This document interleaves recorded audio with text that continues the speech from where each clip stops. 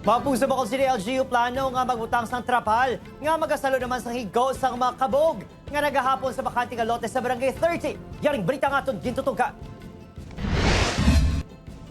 Natala na nga makigsapol ang Bukod City LGU sa tag-iyasang lote sa Barangay 30 kung saniin nahamtang ang lunok kag iban pang kahoy nga ginahapunan sang mga kabog. Ini agon makapatigayon sang dugang atikang para masiguro nga hiluway ang mga residente sa posible epekto nga dala sang sapat pananglitan matandog sang tabo. Magluwas sa ginapatigayon nga monitoring sa Bukod City Environment and Natural Resources Office kag barangay official sa lugar.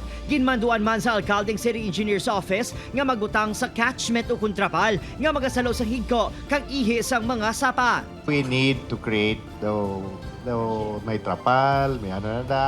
Is it a crucial situation that we need to You act can- upon? Engineering can do anything you want, but it will come from you, from the city health, to actually propose mga safety measures. Ito na himo nga habitat nila because for so long gali mayor pila ka years na nga nag-develop sila da.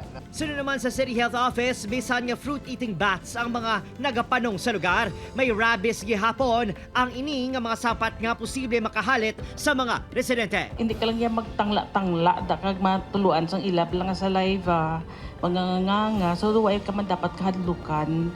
So, wala na siya sang, prevention.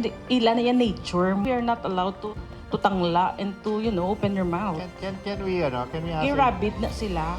Opo, Kiril Casillo, Adrian Priatos, One Western Visayas.